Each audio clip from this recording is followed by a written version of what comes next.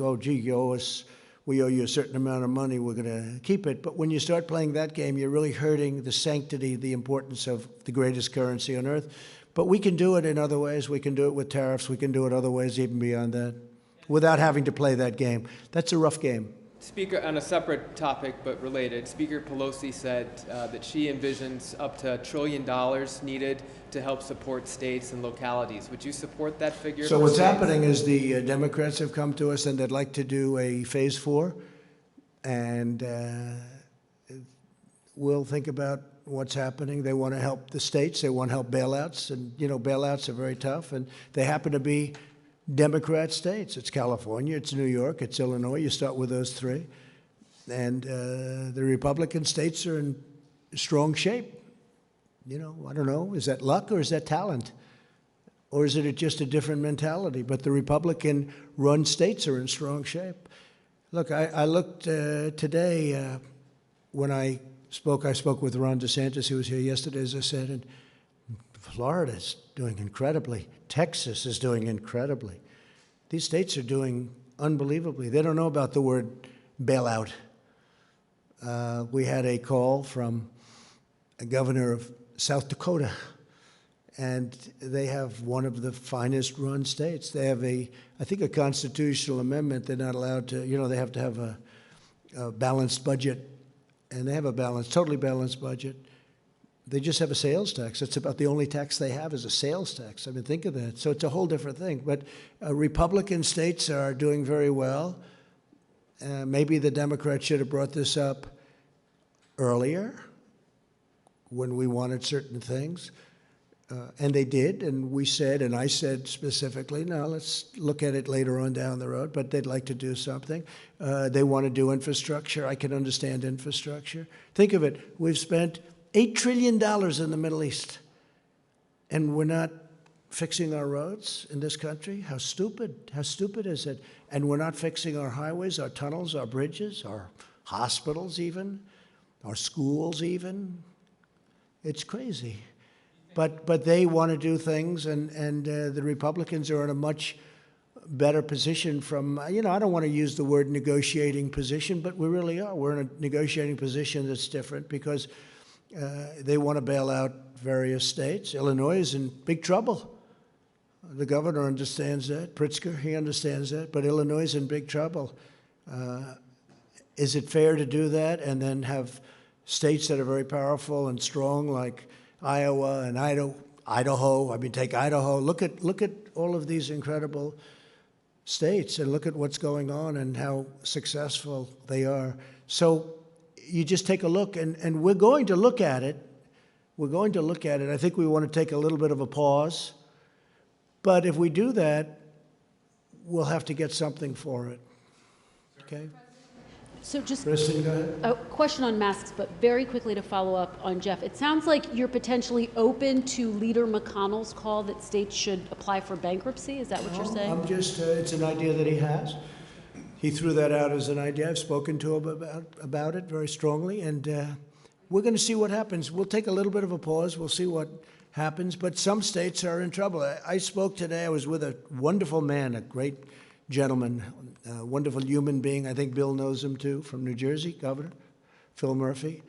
And we talked about it. New Jersey is it's a wonderful state, I have to say. It's a wonderful place, but it's got a lot of difficulty in terms of the economics and the debt, the costs, et cetera. So it's in a different position than some of the other states that we could mention. We could mention them all day long. Let me ask you about masks, if I could.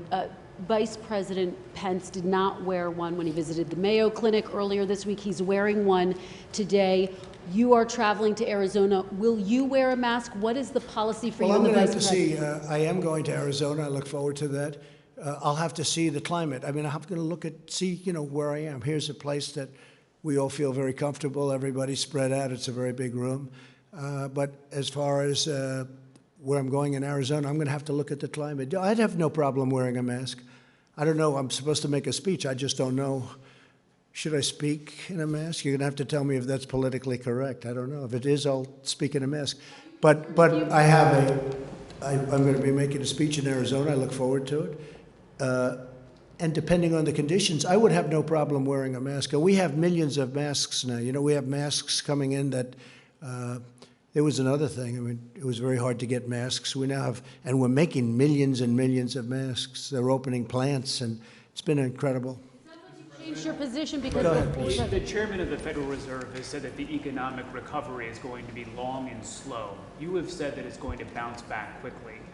What do you know that he doesn't know? Well, I didn't hear what he said. I can only tell you that I see it. I think it's going to be a transition quarter, the third quarter. I think the fourth quarter is going to be very good, and I think next year is going to be fantastic because of the stimulus.